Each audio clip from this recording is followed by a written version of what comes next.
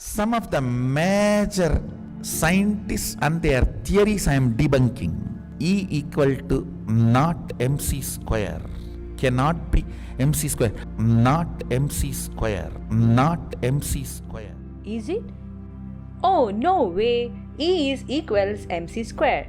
Or we can say as mass energy equivalence, which is best known as Albert Einstein's famous equation. What is mc square? Let's make it more simple. E is the energy, m is the mass, and c is the speed of light. This formula states that the equivalent energy E can be calculated as the mass m multiplied by the square of the speed of light, which is c. Or we can say mass is a super concentrated form of energy that can be converted from one form to another. As the speed of light is a large number in everyday units, the formula implies that even an everyday object at rest with a modest amount of mass has a very large amount of intrinsic energy. We know there are different kinds of energies: kinetic energy, thermal energy, electromagnetic radiation, and so on. But Einstein proposed that if a body absorbs or emits radiation, its inertial mass will change, that is, it will either increase or decrease. He also concluded that if an object absorbs or emits radiation of energy L, then its inertial mass will increase or decrease by L by c square. As c is the speed of light, the change in mass will be so small that it's negligible in everyday life. So that's the reason you can't feel any difference in your everyday life. Cannot be grasped by non-veg brain. Let's take an example of charging a smartphone. When we charge a smartphone, its rest mass will be increased as it charges, but you cannot feel the mass.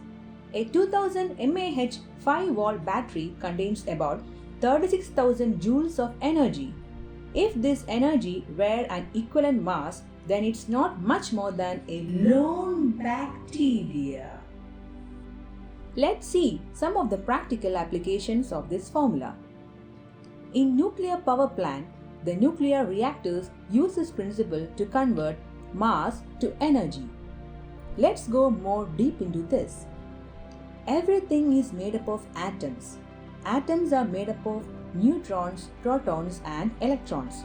This is the basic structure of atoms. The protons and neutrons are at the center inside the nucleus, and electrons are revolving around the nucleus. Neutrons are fired on the nucleus of radioactive materials like uranium, which causes nuclear fission and release of energy.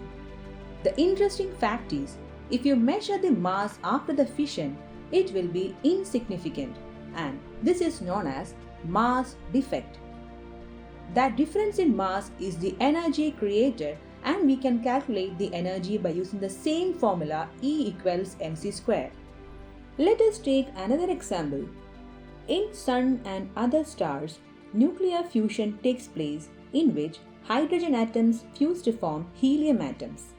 In this process, energy will be released and the weight of helium will be less than the individual weight of hydrogen atoms. This change in mass is due to the release of energy. As a result of this, our Sun loses around 4 million tons of mass every second due to the fusion of hydrogen. Can you believe it? A recent research proves that energy and matter are the same.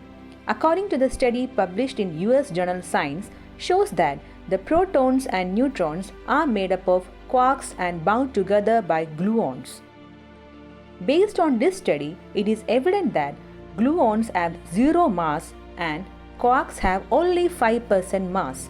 So 95% mass is missing.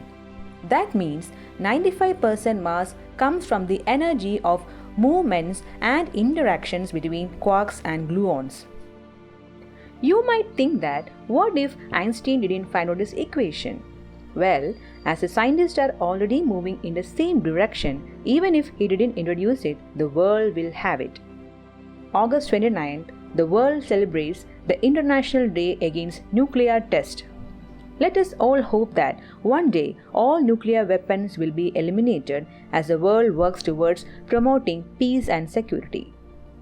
Thank you guys. Hope you like this video. Please subscribe our channel and keep supporting us.